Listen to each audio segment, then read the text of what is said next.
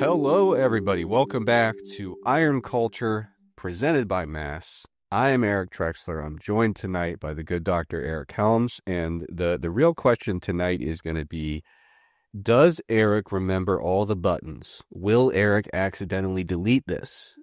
What kind of technical mishaps may occur? Because frankly, we haven't been live in like a while. It's been like almost a month, maybe 3 episodes in a row that were pre-recorded. And truth be told, I prefer the live ones for a variety of reasons, a multitude. First of all, I love engaging with the good people. There's enough bad people in my life. I want to get online on YouTube and engage with the good ones who are in either on the Mass YouTube channel or the Iron Culture YouTube channel in the live chat. So I'm finally interacting with good people, not the flawed people who are around me all day, every day in my life. Okay. On top of that, it's easier. The editing is not as strenuous. The editing, the prep work, etc. So all of that is to say, I am in my sweet spot right now. I'm glad to be here with you. How's life going? I'm good, man, and I'm glad this is easy street for you. You're good on your feet. We're here with the good people of Office Hours as well as Iron Culture presented by Mass, and I'm looking forward to us seeing one another in person. We're just a couple of weeks out from the SNA annual conference where we're all going to be meeting up in Austin, and you can still attend, folks. And there also is an online option. I realize that we have all these folks watching us live on YouTube. If you check out the Sports Nutrition Association conference online, there is an online option where you can watch. So, hey, if you can see us in person, amazing. If not, I think there's still a lot you can get from watching online. But I'm good, Trex. I can't complain.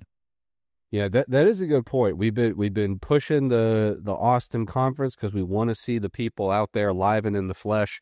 But there is an online option. So if you can remind me, I will put in the show notes when this is all over and said and done, how people can capitalize on that electronic digital attendance option. Now, there's nothing we can do about sending you Mexican food or the delicious barbecue that you're going to find in Austin. We cannot digitally help you party on 6th Street as the young people do. I think they still do that, and I think it's 6th Street, but we'll see. There's a lot of things you'll be missing out on. You won't see the bats, okay? And the bats are always, a huge draw. But nonetheless, if you want to see fitness, science, etc., then you can at least get that digitally. All right. Before we get into the questions tonight, if you like the show by chance and you'd like to support it, there's many ways to do that. Make sure you like, rate, subscribe, review, all that kind of stuff. Make sure you tell a friend, share the links, get people involved if they might like it, or if they want to hate watch it, which is, people do that too. So either way, it supports us just the same. Of course, if you really want to show your support and reach the gold tier of supporter, we need to put up a plaque or something where, now that I actually work on a physical campus again, you go up to like a wall and it's like, oh, here's our gold tier supporters who all donated like $200,000. If you want to be a gold tier supporter, the way to do that is you join the Mass community. The Mass Research Review, we put it out the first of the month, every single month. It just went out. Actually, we usually put it out a day early. We've never, ever, ever been late in the history of Mass, which has been going since 2017. We already put out the issue for April 1st. We put it out was it early today, I think? We usually put it out early the day before the new month. So that's out there. It is an absolutely killer issue. So much in store for the good people. Written articles, videos, audio summaries, you name it, we got it. And Helms, actually the first question that I want to throw at you, this came from the After Hours question submission portal, a little ditty about hydration. And this month you wrote a little bit about hydration in the Mass Research Review, so I figured what a wonderful serendipitous question. So, the question comes from a person whose name allegedly is Dolphin. And they said, can you talk about the possibility of overhydration, like drinking too much water It's a habit, and I'm not sure if it could be the cause of my lethargy and brain fog. First of all, I just want to say it could be the fact that you're living in the ocean despite being a mammal. That'll do it. That is a way to interact with water way more than any mammal should. And so to you and all dolphins, I would suggest maybe not doing the whole water thing anymore in terms of where you spend your day. But for the more technical elements, I'm going to kick it over to the good Dr. Helms. No, I think that was a very purposeful response to that question. To give you a little more background on hydration, we've got our typical kind of like fitness evidence-based meme responses to this. Like, did you know even a 2% loss in body mass can result in a decrease in performance? That's actually true, and there is data on that, reasonably robust data. It is actually specific to aerobic performance. And then if you look at strength performance, there's actually a lot less data, but the data that exists is there and it's still mounting. And it's probably a slightly larger amount of losses of body mass before you see a decrement in performance, probably to the tune of like 3%. And there's been some specific studies on stuff like, the mass audience would care about, or the iron culture audience would care about, like bench press performance. The good news, and this is something that a lot of powerlifters know, that if you actually restore that body mass loss, there's probably a time component that performance will come back. So that is why there's typically, you only want to cut so much if you're a powerlifter or a weightlifter for performance. And the typical response that I get when I start talking about hydration to more dedicated lifters is, yeah, that's great, but what fool would go into the gym dehydrated? And that's not something I need to worry about, right? And I'm not one to be like an alarmist, but I think people would be pretty surprised at the research that's been done, where very simple studies, by the way, they just take urine-specific gravity, which is a portable measure, and you're just looking at urine in a kind of little kaleidoscope thing, and you can get a measurement of hydration status, and you can tell if someone has met the threshold for what we would consider dehydrated via USG.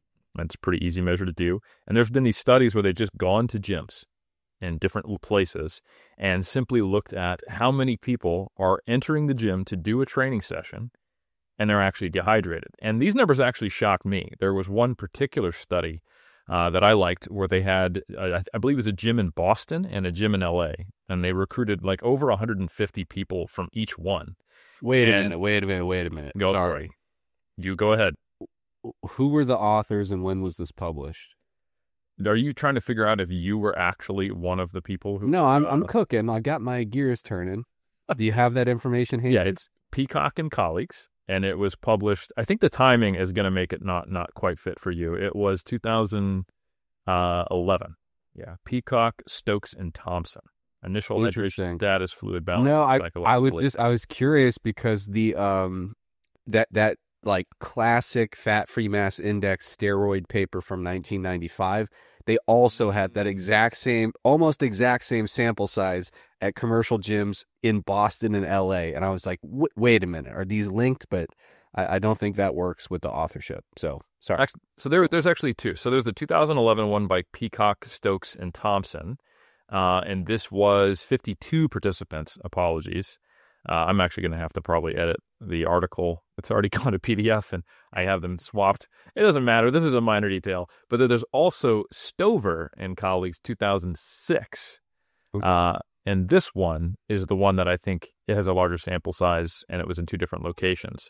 So they had 166 people in Chicago and 163 people in Los Angeles. And the reason why that's relevant is very different climates. Humidity as well as temperature at the time of the data collection. And get this, Trex, out of those over 300 people, there were no significant differences, I should say, between the two locations, which is surprising. And B, while it wasn't a majority of participants, 46% of the exercisers, based upon USG, were clocking a dehydrated status as they were going into their workout. Yeah. So it is actually quite common, and I would guess many of them maybe would have not predicted that they are dehydrated based upon their subjective thirst or experience at the time. Yeah, Helms, have you ever been? So I've never done this for a study myself. I've never needed to, but I've, had colleagues who, like a member on their thesis committee said, "Oh, by the way, you should make sure everybody's hydrated before they do their testing sessions." And so people come in for a study that's really not all that related to hydrate, or not directly, like that's not the research question, but they say, go ahead and get urine specific gravity for everybody that comes in. And if they're not hydrated, get them hydrated or send them home. And so I would have been surprised by that number if not seeing graduate students almost literally pulling their hair out, saying none of my subjects show up hydrated and I cannot actually test them and I am not going to graduate and my life is over. Um, Cut to the end, their lives weren't over. They did graduate, but it was still not pleasant, not stressful, and a very real indicator that, like, yeah, a lot of people, you tell them, hey, show up hydrated, feeling good, ready to exercise, and they are I wouldn't say clinically, they are detectably, measurably underhydrated. Yeah. And I think it's more common to happen in the morning, just because you're kind of starting on the back foot. You're behind the eight ball, if you will. You have to kind of make up for the fact that unless you're over the age of 40, which I can attest to, you sleep through the night, and that's 8 hours at least, hopefully, where you're not drinking any fluids. And even when I wake in the middle of the night, I'm not going to actually sit there and drink water, even though many people do. I'm just like, I'm going to pee and I'm going to fall right back to sleep because I don't want to spend any time thinking.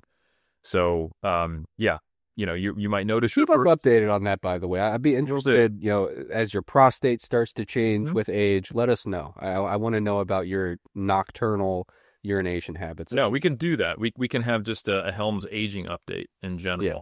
Specific to my the wheels are going to start falling off soon, so we're going to want to do that weekly. Yeah. Yeah. What you really want to see is, when do I start to forget to do it? And that's when we know the cognitive decline has really kicked in. Yeah. So when you have to remind me, or when I give you an update and then like 5 seconds later, I start the update again. Now we're really doing bad. Yeah. But actually, no, I've had some experience with this myself, largely being drug tested. So when you get urine tested in powerlifting competitions, this is where I can specifically remember it happened. They can also tell you, by the way, you're kind of dehydrated. And that's pretty common when people are making weight as well. So yeah, this study, I think, gives an indication that perhaps a lot more of us are dehydrated than we think we are, especially if you're coming off of work where you're focused, you're not thinking about it, and then you're like, oh, shit, I got to go, and you go directly to the gym. So why does this matter? For one, it can absolutely harm performance, as I talked about in the start, and that can potentially result in poor adaptations over time. I think that's a reasonable conclusion, even though I don't know of any studies that have looked at chronic dehydration on the actual adaptations to training. But if you want to read a lot about this, by the way, in the current Mass article that just came out, as I mentioned, there's a minor typo in the reference list, but it's probably inconsequential in the grand scheme. I did write about this. The reason I wrote about it is I do have reason to believe that beyond just impacting performance, there may be an impact on actual muscular adaptation tracks. And that's because when you train, we've all experienced this, you get an increase in muscle size acutely. And that is what we often describe as the pump. And what's actually going on there is that there is a shift in your fluid compartments in your body, and it increases intramuscular fluid retention. And intramuscular fluid retention increases are associated at least with short-term anabolic and anti-catabolic markers. Muscle cell swelling, things like this. If you were to look at some of the speculative hypothesis papers on how does metabolic stress potentially impact hypertrophy, why does BFR work, etc., and what are some of the cascades in response to resistance training, there's at least plausible contributing factors that come from that increase in intramuscular hydration. You can even read about creatine, how that might be doing something as well. So it's a good thing that we get the pump. And the research that I reviewed suggested, okay, well, what happens if you try to get a pump, or if you go into the gym and you're dehydrated? And to give long story short, you still get the pump response, but you start from a lower level and it only gets to a certain amount. And you and I both Trex, we've been backstage at bodybuilding shows. How many times do you hear about the competitors who probably cut water or did something weird with their electrolytes, and they're talking about how they just can't catch a pump? And of course, their brain's going to, well, hey, I didn't carb up enough. And I'm like, I know you want that to be the case because you would love to eat more carbs. And of course, every bodybuilder says you look better if you cut water. But it's probably not the carbohydrates as to why you can't catch a pump, my man. Yeah, no, I've been in those situations backstage, and yeah, everyone's like, I've been thirsty for 3 days. I haven't seen sodium in a week, but I just don't understand why I can't get this pump. And they're thinking maybe more honey is gonna do it. Honey for the veins. I remember being told that by a judge and told I don't need to get any leaner. I just need to cut up the muscle I have and take honey for the veins. So don't get leaner, but cut up. Correct. Cut up the muscle I have, which they suggested high reps, cutting water, and taking honey. Needless to say, I ignored them. You say taking honey as if it's you need a prescription for that. You do, yeah. It was a natural bodybuilding show too, so it was a pretty sketchy advice. But yeah, so I needless to say, I ignored them, got leaner, and then I got into my first overall in the next competition. But nonetheless, listen to what judges say about what you look like, but not what to do about it. Let's just put that there. So anyway, there is reason to believe that hydration could impact adaptations, both on the performance side of it and not having a long-term effect if you're one of these people who's chronically underhydrated. And there's also reason to believe that maybe there's a mechanistic rationale where it could make the adaptations poorer, independent of the actual volume of training or loads you can lift. So the specific question we got, though, is, well, can you overdo it? And technically, no, but I would say pedantically, just because the answer is no, there are negative impacts of having too much fluids. So people have probably heard the term hyponatremia, which just means that you have washed out your electrolytes because your water turnover is so high and you can't urinate or sweat without losing some salt. So hyponatremia, Na, salt, it's basically when you are consuming so much fluid that water turnover is so high that you get to this state where your sodium levels get very low. And it can dysregulate also your sensation of thirst and kind of create a bit of a runaway effect. And when you combine that with heat, you can get some pretty serious issues. And this is one of the reasons why it is arguably safer in some cases to have electrolyte-based drinks, especially for endurance athletes in the heat. This is something I only know of reading and being involved with. I am absolutely outside of book knowledge. I have no experience with this. So Trex, I don't know, you have done some endurance training yourself and lived in hotter climates than I have. Is this something you've ever worried about or seen on your own? Not really. And I even back when I was at Ohio State, we had an environmental chamber. And so we were able to do some studies looking at rehydration beverages where, we'd move a bike into the environmental chamber, crank up the heat and humidity, do things like that. So I know my way around a freezing point osmometer.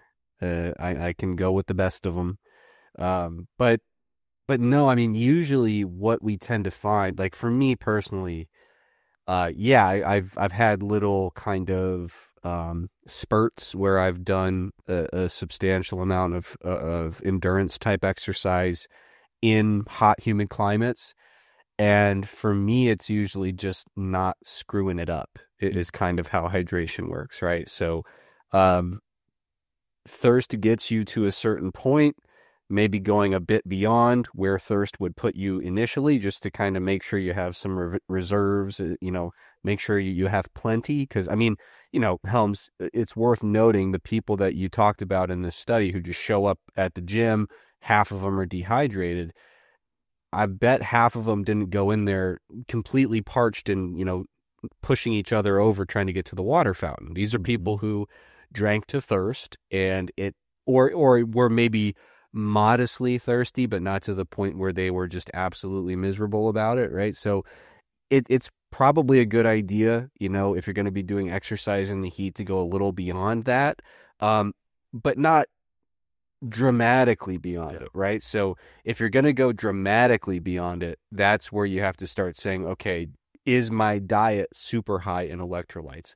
You could talk about having a Gatorade here or there, but the vast majority of the electrolytes that you're going to have on a daily basis are coming from your food, right? So like, I mean, how many bodybuilders have you seen, Helms, that have like 7 grams of sodium a day, right?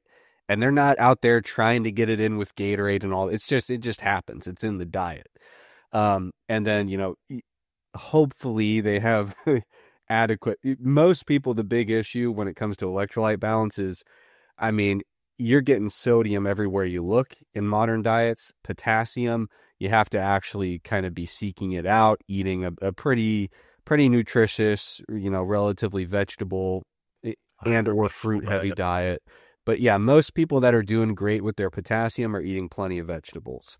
Um, but all that is to say, usually, most people are getting plenty of electrolytes from their diet.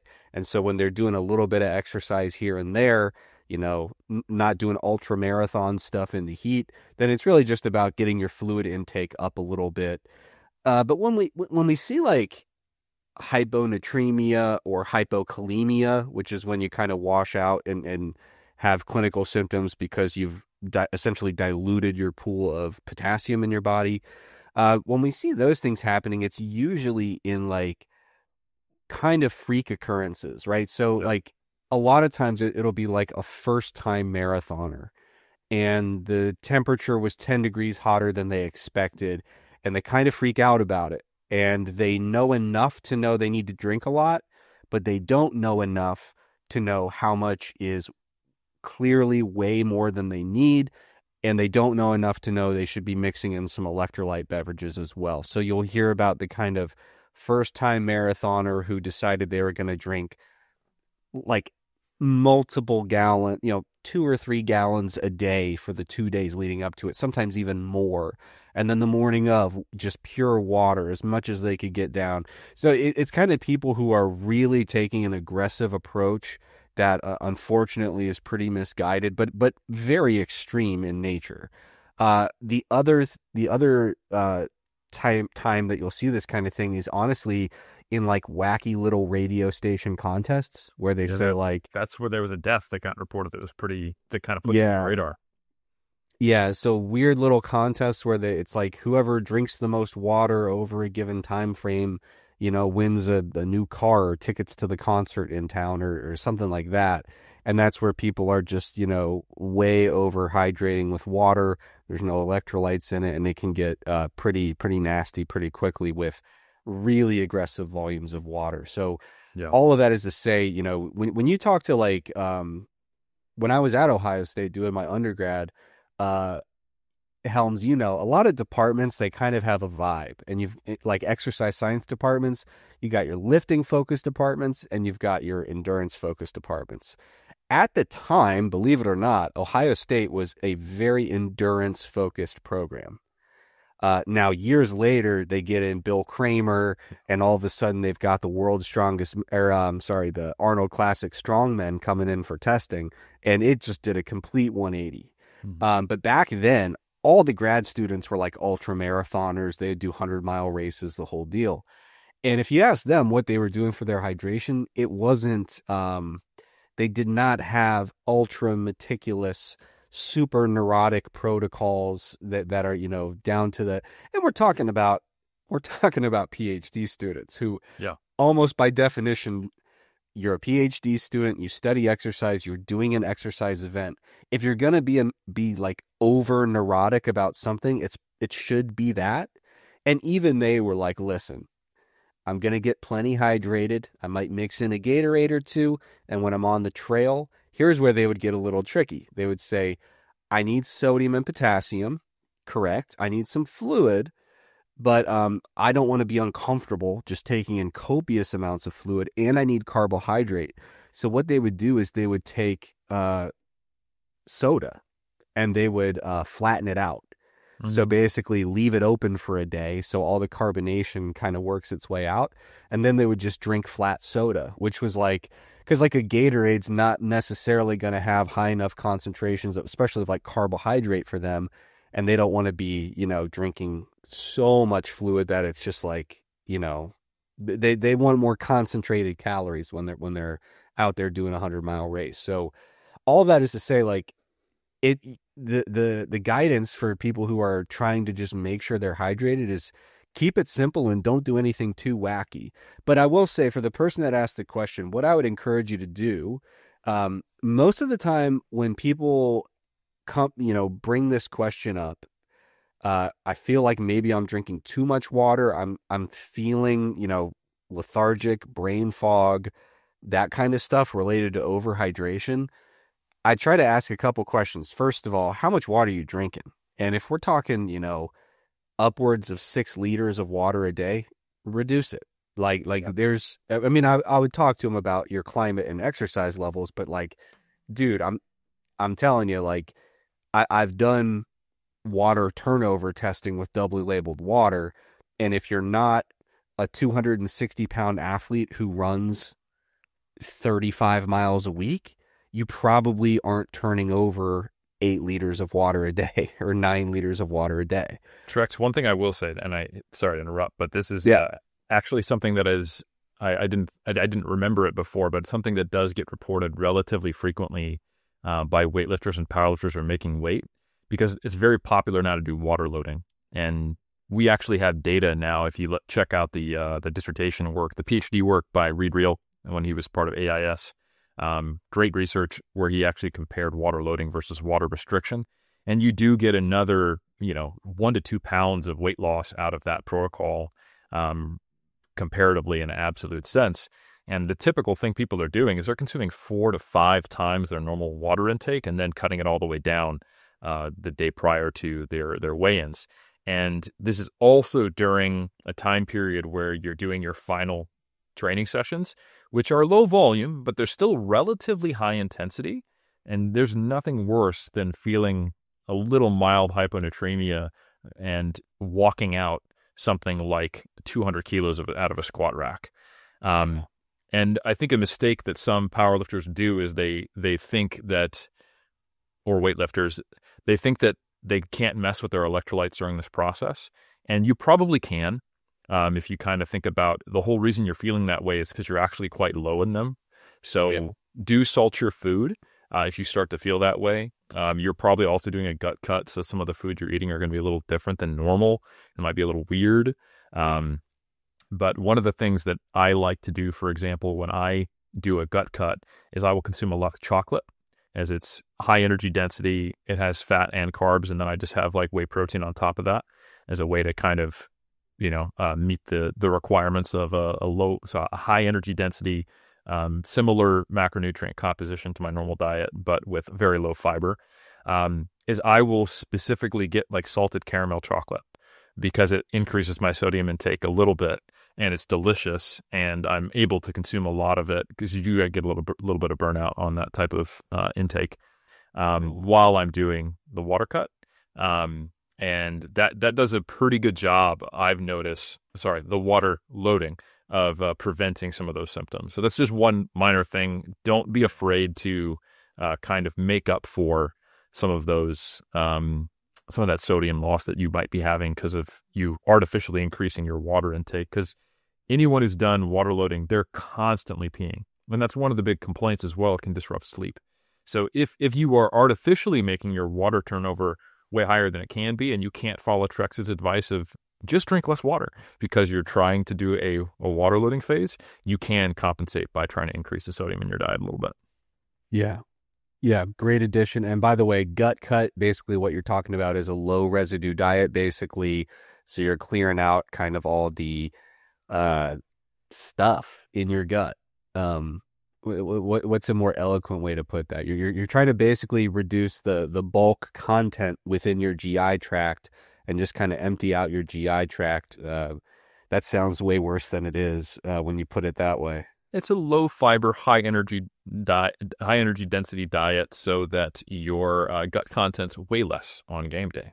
Yeah, that sounds better. You got less poop in the tubes, Trex. How about that? Yes, perfect. But yeah, so I do want to say this though.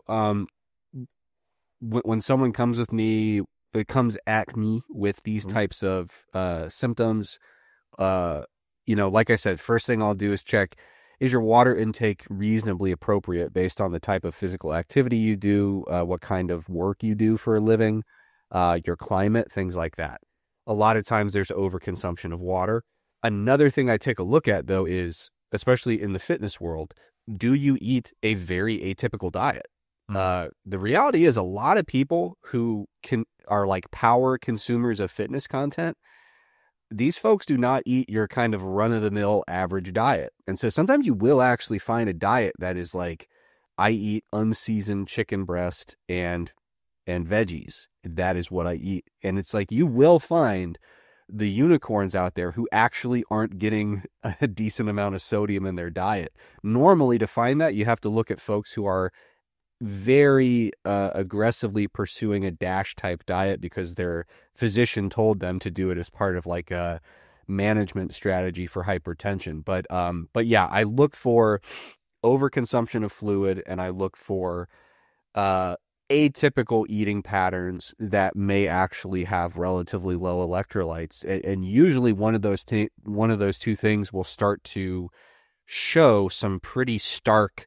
deviations from the norm, where we can say, oh, okay, here seems to be what the problem is. Either brother, you work a sedentary indoor job, you lift weights for 60 minutes 5 days a week, we don't need 2 gallons of water a day. Or, hey, why don't we season that chicken? You're going to like it more, and it's going to be better for you in terms of kind of, making sure your electrolyte levels are a little bit higher. So that's usually is what the doctor ordered, metaphorically, because I am not a medical doctor. No. And last thing I'll say on the hydration, just to kind of close the loop, because we talked about overhydration and hyponatremia, and we've also talked about how, unfortunately, thirst may not be a sufficient autoregulatory tool that makes people sufficiently hydrated. It'll keep you alive. It will. It is sufficient for life. Perhaps not sufficient for maximal adaptations in the gym based upon the data we've got. Is okay. Well, you probably don't have access to bioelectrical impedance. You probably don't have access to USG. You probably don't want to check blood plasma concentration. But what you can do is look at actually your urine color, and you just Google urine color chart, hydration status, and they've actually done some validation work to where I would say for field-specific uses with a reasonable level of validity and reliability, being in the 1 to 3 range typically in the published hydration charts, which essentially looks like almost clear but with a little bit of a yellow hint to mostly clear with a little more yellow. That's where you want to be in the majority of your urinations. And if you are darker than that first thing in the morning, but you're clear the rest of the day, that's totally fine. And the only caveat I would say, again, because we're speaking to people who have those atypical diets like you described, if you're taking like a animal pack multivitamin mix or just a bunch of especially water-soluble vitamins, you will notice that can alter your urine color, typically not making it, I wouldn't say darker, but like more neon yellow, and it's very hard. Well, it's radioactive. It does. Yeah. It's like Mountain Dew. Yeah. And that, so you kind of have to be aware that if you are doing that, urinations in close proximity to when you've consumed those vitamins are going to get thrown off a little bit. But anyway, if that's not you, then that is probably the best autoregulatory tool, because you could imagine the same body weight person in 2 very different climates and genetic differences in sweat rate, training maybe in a air-conditioned gym versus not. They need vastly different amounts of fluid. So, yeah. And I will say, now that I'm a doubly labeled water researcher, I've become a bit of a urine connoisseur. So in addition to what you mentioned with vitamins, of course, beetroot is going to turn your urine red. Do not panic. No need for alarm. Also, a lesser known one, diindolyl methane, DIM, is a supplement that a lot of folks use if they're trying to do kind of the supplement route for managing, maybe they're having some low test, high estrogen type symptoms. So not worth a deep dive into the efficacy of DIM for those applications, but that's where a lot of people use it. And it actually turns your urine kind of like tea colored. So that's something I've observed in the research world, where at first you're like, brother, you have rhabdo in a big way. But yeah, before you freak out about urine color, make sure you do some Googling, because there's actually a lot more stuff out there than you think that can meaningfully change the color of your urine, and will, for at least 15 minutes, make you believe that you're in very serious peril. So hopefully you're not, Experience is that what with I'm saying. beets, which are a big Yeah. part of the cuisine here in New Zealand multiple times. And they can also color your stool. So, Hmm. yeah, that is also something you don't want to have the color of blood in. So there's been many times where I've used the toilet, freaked out, called my wife over, forced her to look at things she would prefer not to. And then she was Oh like, God. we had beets last night for dinner. And I'm like, Why didn't that's you correct. start with that? That's her fault. Yeah. I, Yeah. I agree. All right. Helms, if you want to look in the Iron Culture chat and see if there's any good questions, I want to throw one out here and kind of tee myself up and screw Sure. up for the fences. Uh, as always, thanks in advance for the excellent questions that always come in when we do these live episodes. We appreciate you for being part of the show. We had another after hours question from Jomar. And the question is, are vitamin C and gelatin worth the hype? Um, Very good question. One that comes up a lot. This is something that we've covered in mass on multiple occasions. And, we've even had a guest article on this. And I, when we have guest articles, I think I'm going to be congratulatory to our team. I think we do a good job of being rigorous without editorializing.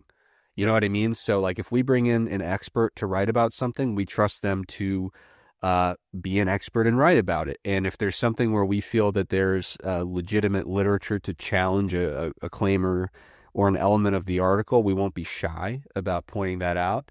But we don't say like, here's the official mass company line on collagen or gelatin or fill in the blank. Make sure that your article is fully compatible with this, right?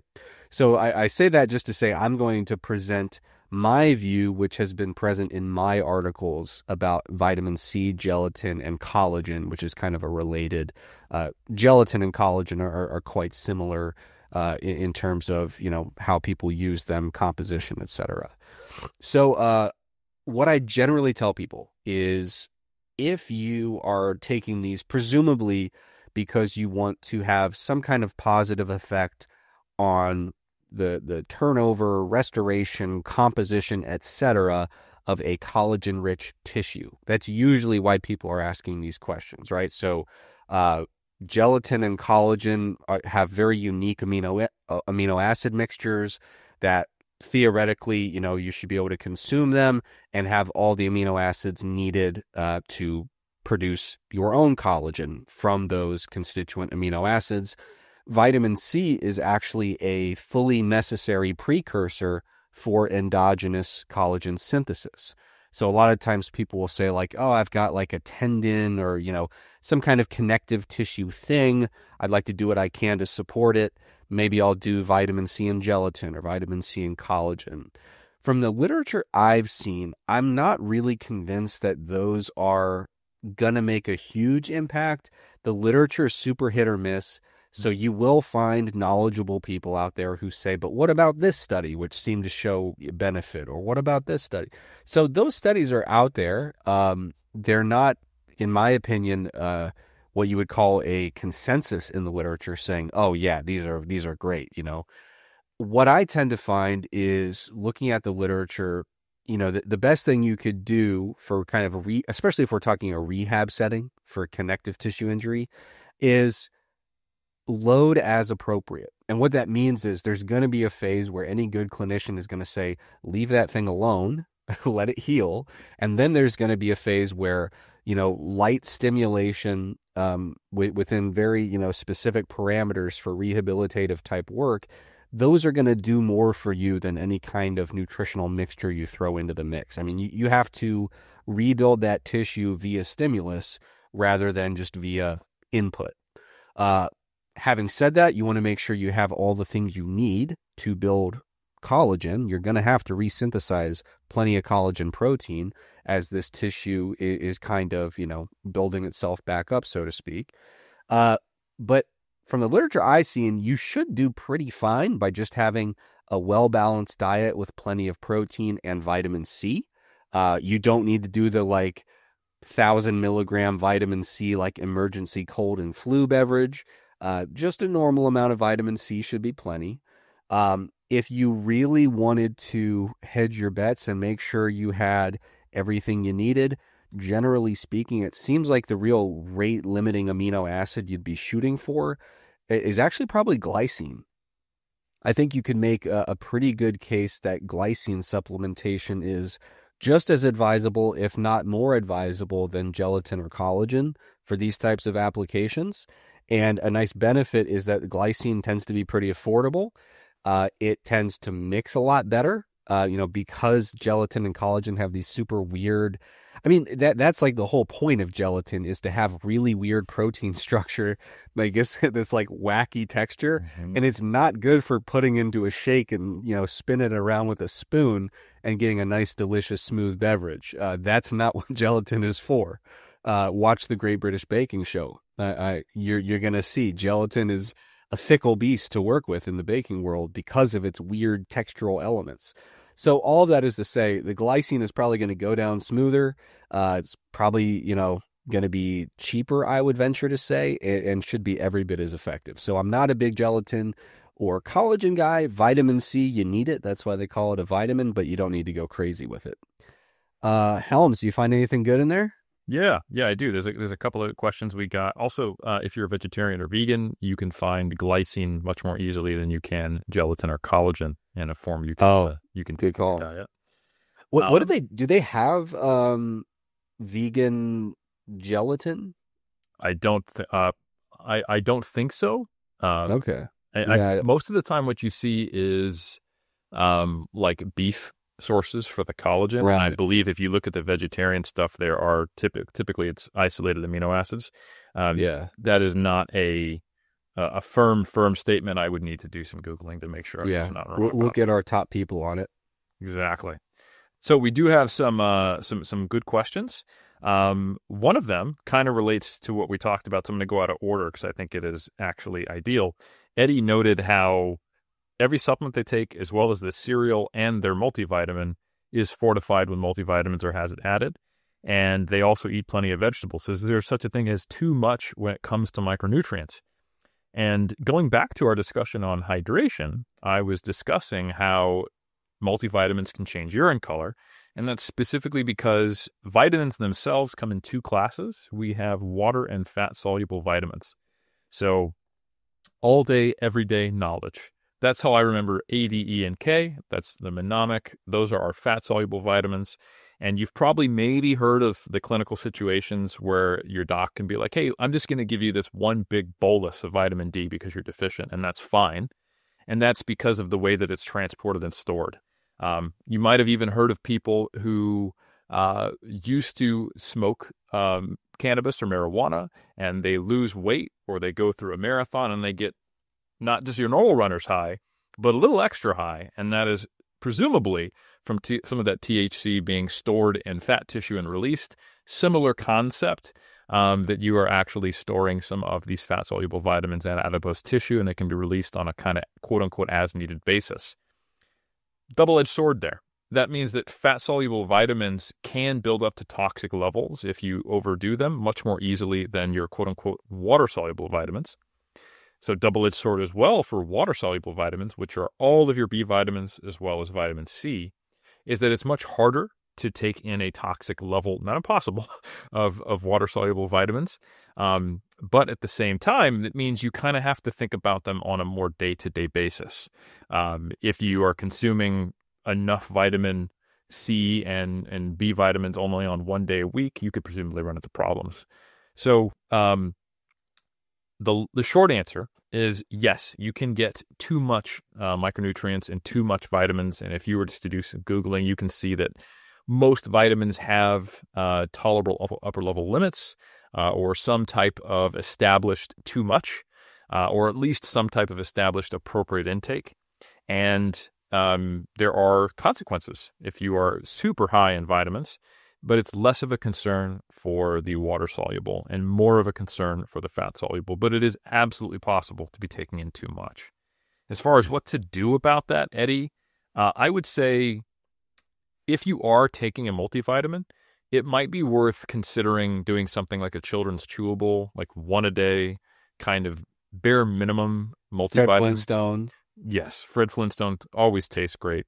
Or even potentially thinking about switching to a protein shake or a cereal if you're taking a multivitamin that isn't fortified, because it may be overdoing it. And if you're really concerned, you can always get blood work done. And you can speak to your doctor about that. And again, this is not medical advice, to see if any of your markers are higher than they should be for any of these things. Trex, anything else you want to add to that? I would just note that everything you just said was fake. No, I would say the only thing I would add is just look out for weird stuff. So like the therapeutic window is kind of a pharmacology term, which basically means what is a gap, or how big is the gap between like the dose that gets the job done and the dose that hurts you. And so for a drug, you want to have a huge therapeutic window so that we could say, yeah, we'll give you this much and it'll be good for you. But if if we accidentally go a little bit over, no harm done, because we have this huge buffer zone. And so with micronutrients, generally speaking, we're talking about a very generous therapeutic window. So I don't want people to feel worried that it's like, well, wait a minute, my Fruit Loops are fortified and my milk is A&D fortified. I may get as high as 120% of what I'm supposed to get. We've got plenty of margin to play with there.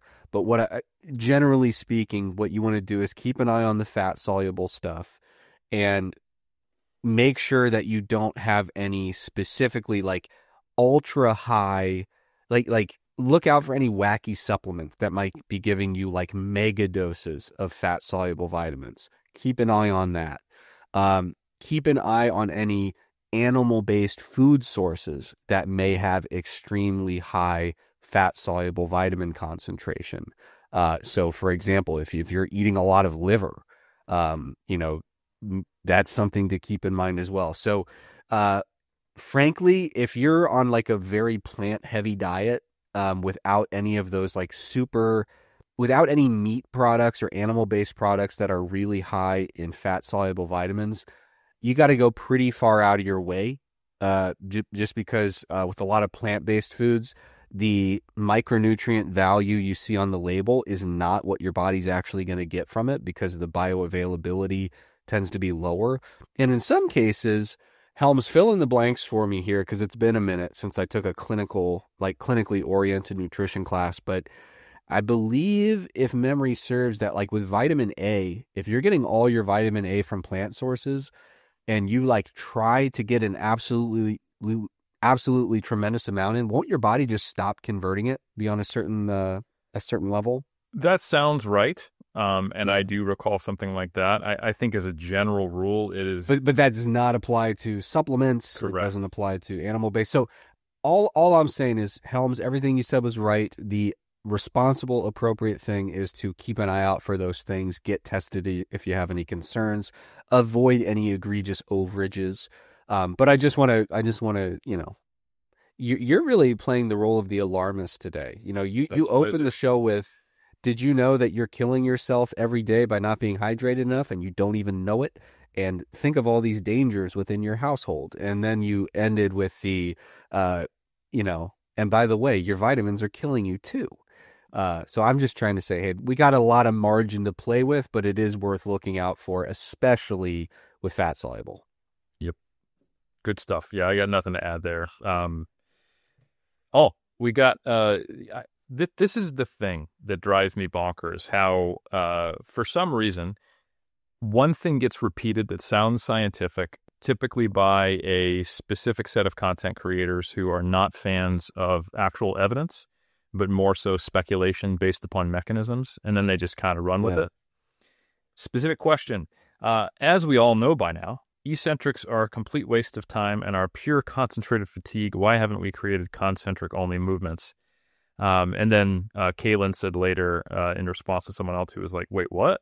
Then you're fortunate to not be on that side of social media. There has been a big trending claim that eccentric contractions essentially don't grow muscle and only contribute to fatigue.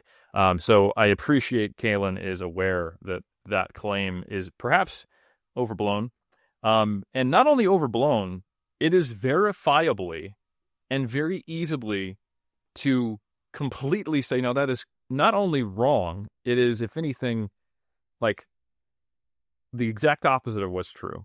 I was going to say, like, it used to be back in the day, people were saying, why do we even bother with concentrics? The eccentric part is what's doing all the good stuff. Yep. So I don't follow people who make me angry and less intelligent, so I don't know the specific claims. But I can tell you, and I just quickly looked this up because I was aware of a bunch of the eccentric reviews that came out circa 2019 and earlier, and eventually you stop wanting to read the same thing, get reported time and time again in the same way since 1980, since we've had isokinetic dynamometers. But it's actually really easy in a lab-based setting to compare concentric only versus eccentric only training using an isokinetic dynamometer. So the most recent meta-analysis I was able to find, published in the Journal of Strength Conditioning and Research by De Silva and colleagues, and as the good Dr. Trexler has done an excellent job campaigning for, you really do need to look into the methods of a meta-analysis to make sure that it's up to snuff. So with that caveat out of the way, I will simply say that while I am only looking at the principal findings and not the statistical analysis, this is a meta-analysis of 682 participants across 26 studies that met the criteria, and the main findings were no statistical difference in eccentric versus concentric on hypertrophy movements, and the sub-analysis looking at the upper limb muscles actually favored the eccentric for having greater degrees of muscle thickness. So that is verifiably false, and there is no reason to believe that. However, it is true that the eccentric component generally does create more muscle damage. So if someone has extrapolated all the way off the branch and fallen off a cliff, that's at least one part that is true, is that if you perform a similar volume or effort of eccentric versus concentric contractions, you will get more muscle damage. But can I be honest for a second? Yes. This is not really useful content, but sometimes when I hear about this kind of stuff, and like you said, you made it, it made you a bit frustrated, if not angry, when people kind of take these things and just extrapolate and frankly get to the point of extrapolation where it's just speculating at that point. There's like a granule of some evidence that exists Can somewhere. you call it speculation when you're actually saying the opposite of what has been proven in meta-analyses going back for 3 decades? Or are you just wrong at that point? You're not speculating. Well, you're speculating about a thing that you don't know. So as far as you know, that work doesn't exist. Or you've found a way to write it off somehow. But, where you feel frustration, I honestly I feel this really weird mix of emotions. I feel but this is just Eric's therapy session tonight. Okay. I feel like where you are meeting that with frustration or anger, I feel a mixture of, I would call it nostalgia and envy. Because I remember getting into, when I was going to do an undergrad in exercise science, I was way less cynical than I am now. And I didn't have to carry the burden of when you make a claim that is supposed to be evidence-based, it actually has to stand up to the totality of the evidence, or at least the consensus of the evidence. I remember when I viewed the world through an airport pop psychology book lens, where you found a fun little ditty that was an online survey with 18 people. And you're like, oh, now we know how the human psyche works. And that was a whole chapter in your pop psychology book.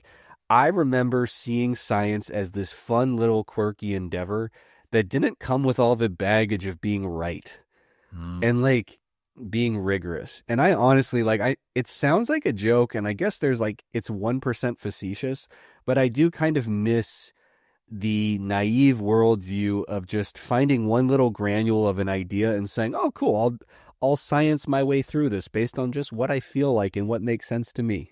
You know what? That doesn't bother me as much though, and I'll tell you why. Like and I think it is fundamentally different because I've found a little piece of pop psychology that got re-reported by the media, or maybe I'm only aware of this one little study, or hey, if we go back 15 years when we first started getting in the game, that's all there actually is, you know? Yeah. And we over extrapolate on it because it's like this cool toy we found, and we're not yet aware of the issues with having one small sample size study that was done with questionable methods and basing everything on that. But those are very honest mistakes. Yeah. This is an example of someone who is promoting content which is heavily based in mechanistic theory of muscle physiology, and they know enough that they should know better, and willfully saying epistemically, you know, I don't actually want to look at training studies because of my current belief of the way that muscle adapts. And the few studies that I've decided to accept to inform that belief, and just being like, you know, empiricism, you know, so, yeah.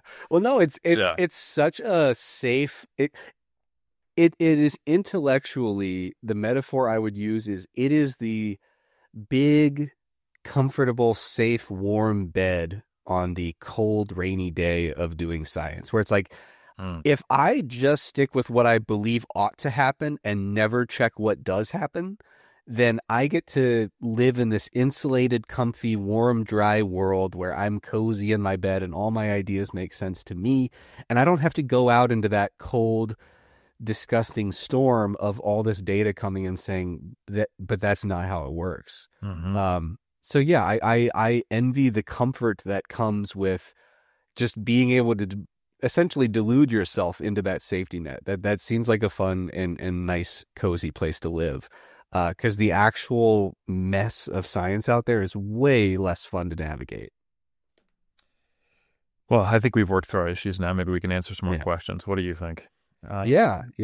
I got some, or we can, unless you got any.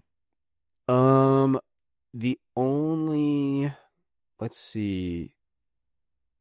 We said we were only going to go an hour, so maybe why don't you pick one or two more from the Iron Culture chat? I'll pick one from the mass chat, and then we'll call it a night. What do you think? Sounds good. You want to go first or me?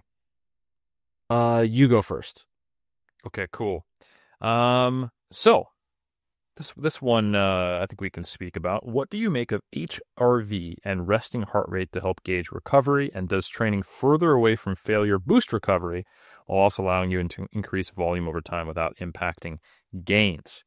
So a couple separate questions. The first one, HRV is a really interesting measure. For those who don't know, that's heart rate variance, and that is specifically how much variability there is in the time between heartbeats. So you can have the same heart rate of, say, 60 beats per minute, but you can have a greater or lesser degree of variability. And there's actually a fair amount of research that indicates that somewhat represents your sympathetic versus parasympathetic tone, which can be related to kind of your overall nervous system recovery. The downside, though, for this audience specifically on Iron Culture is that really super variable as to whether or not that seems to be predictive of any type of performance that we're interested in. And the reliability and the validity of heart rate variability data seems to be very dependent upon how and when you take it. So a seated measure, a lying down measure, a standing measure, a measure first thing in the morning after time of sleeping, or a peri-workout measure can't be conflated.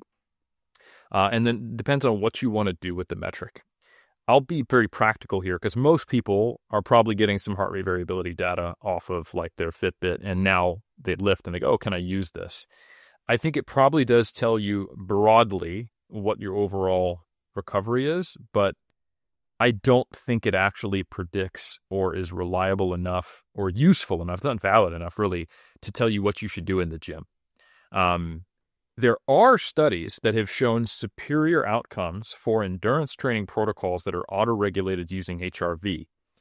And auto-regulation is not something that makes training done for you. It doesn't make it brain dead. You still have to make a decision based upon the data you have, and you can make poor decisions based upon that. You can take two different coaches with different fundamental beliefs about what you're supposed to do when you're fatigued, and they'll make opposite decisions based upon the same biofeedback data. Oh, I want to build grit and resilience. You're fatigued. Let's get a session in. Oh, I'm really, really concerned about fatigue. You're fatigued. Let's take the day off, even though we had a planned training session. There's obviously going to produce different outcomes.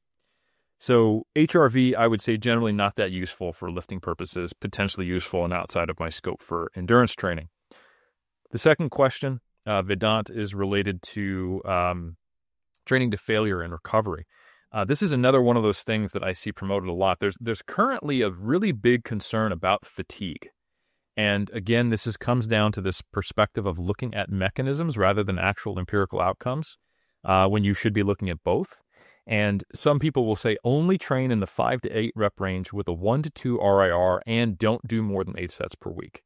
And the idea here is that you're trying to mitigate all possible sources of fatigue, because fatigue is this boogeyman that is killing everyone's gains.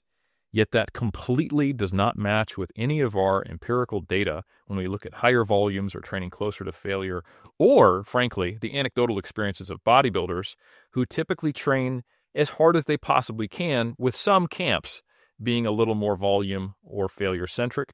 But the reality is that most bodybuilders train with what the general person would describe, or compared to these guidelines, with high volume and high intensity. And guess what happens? They mess around and get big, not accidentally make fatigue be this runaway cascade that prevents all gains. So if fatigue really was such a boogeyman, the meta-regression we have that on over 1,600 people looking at the relationship between proximity to failure and hypertrophy, which is generally using higher volumes than the specific camp of people who say you need to train at a 1 to 2 IR because of the fatigue boogeyman recommend, it would not show a relationship to where the closer you got to failure, the more hypertrophy you got. Same thing with the meta-regression over 1,000 people we have on volume. Again, if it was true that volume created this long-term issue, and I won't rehash the entire podcast we had with Pellin, the lead author on that meta-regression preprint, we would not see a relationship, granted with substantial diminishing returns, where more volume was related to more hypertrophy. So fatigue is an issue only if there's a substantial amount of fatigue. And I think the current problem with this mindset is that it is true that if you were to do a high rep set versus a low rep set to failure, you will see more markers of fatigue be elevated after high reps. It is true if you train to failure versus not, you will see more markers of fatigue. And it is true that if you do more volume than less, you will get more markers of fatigue. But it doesn't matter unless it matters. It is also true that if I go to the beach and I take a glass and I put it in the water and I take it out, I can say there is less water in the Pacific Ocean, but it absolutely does not matter. And fatigue is only a bottleneck to your performance and your adaptation if it is a bottleneck to your performance and your adaptation. And you can tell that by whether or not you're able to make measurable progress in the gym, and if you're actually seeing markers of being able to recover session to session and improve over time. And if you are, guess what? That is the definition of fatigue and recovery in sports science. Can you match or improve your prior performance? Then you are recovered, regardless of how much volume, how close to failure you're training, or whether you're doing eccentrics, or whether you're training past 8 reps, or doing less than 1 RIR. So people need to stop being so goddamn afraid of fatigue, Trex. Train harder. All right. Yeah. And folks, you heard it. Helms said that the amount of water in the ocean doesn't matter. He's not worried about rising sea levels, regardless of the human toll that it may take. Alleged human toll, from what correct. I've heard. Yeah. Yes. All right. Very quick one. Someone asked, how do you guys track reps for unilateral exercises? Do you match reps if it differs between limbs 1 or 2? I don't worry about it. I try to think with my training, how many reps do I want to do over the next 2 years on lateral raises? You know, it's going to get lost in the wash.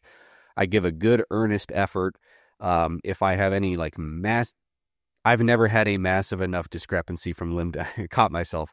I've never had a massive enough discrepancy that I bothered to worry about it or do any kind of intervention. Usually my thought process is I'm going to train my right arm and my left arm very hard over a long period of time, and I'm going to get whatever gains I'm going to get. They will be slightly different from one another because humans generally aren't symmetrical, but it'll be close enough to get the job done. The other question here is, do you think there's a benefit to mixing cardio modalities to mitigate the interference effect? So instead of 60 minutes of rowing, maybe you do 20 of rowing, 20 of cycling, 20 of jogging. On a purely like theoretical or mechanistic level, I would say this probably does make sense, that, there is evidence to suggest that the interference effect is kind of a localized phenomenon, in the sense that if you're doing a ton of lower body cardio and a ton of lower body lifting, the lower body cardio is not going to totally rob you of bench press gains. It's more likely to interfere with, the lower body stuff. However, having said that, you can refer to several episodes we've done, I'm sure at this point, on the interference effect. But it's really important to recognize, I would say, two things. First of all, it generally takes a lot of cardio to induce a meaningful interference effect. Frankly, it's at the point where you probably wouldn't call it cardio anymore. You would probably call it either I have a extremely, extremely high level of activity every day for something that's not intentional cardio, or you're calling it my endurance sport that I compete in is probably what you're calling it, more so than your cardio that you sneak in the morning or after your lift. So that's the one thing. Usually to see substantial interference, we're talking about very, very substantial amounts of non-lifting physical activity. The other thing, which is, in my opinion, maybe even more important, is that the interference effect does not affect every type of resistance training adaptation equally. Sometimes we have a tendency to lump in resistance training adaptations as if it's a thing. But it's, in the case of the interference effect, there's really good meta-analyses breaking that down into power adaptations, strength adaptations, and hypertrophy adaptations. And we see by far the biggest interference effects of cardio on power outcomes. A dramatically lower magnitude of effect on strength outcomes, and another pretty dramatic gap where we find that most of the literature that has been used to assess the effects of cardio, these interference effects with concurrent training, we generally find an effect size for hypertrophy that's pretty close to zero. That doesn't mean that you cannot find a way to mess up or to interfere with your hypertrophy adaptations if you are really trying to. But what it means is that within the parameters, within the spectrum of resistance training programs and cardio programs that have been thrown at this question, whatever you're going to do to cause dramatic interference with your hypertrophy has to be definitely on the furthest extreme end of throwing a ton at it. So a lot of folks, especially just because of Helms, you and I were into the whole bodybuilding side of the world. You've worn every hat in strength and power sport, but I think our audience, and just fitness in general, a lot of questions do tend to be hypertrophy focused, muscle mass focused, physique focused. And so I think that's probably the biggest misconception, in my opinion, about the interference effect, is really just failing to separate out these different adaptations and really overestimating the effect of what I would call fairly typical amounts of cardio, and overestimating the negative potential that might have when it comes to hypertrophy outcomes. Yeah. And that's all I got for you, Helms. Yeah, the only thing I would add to that is it's really an important thing I often remind people in the bodybuilding world is we think about doing cardio.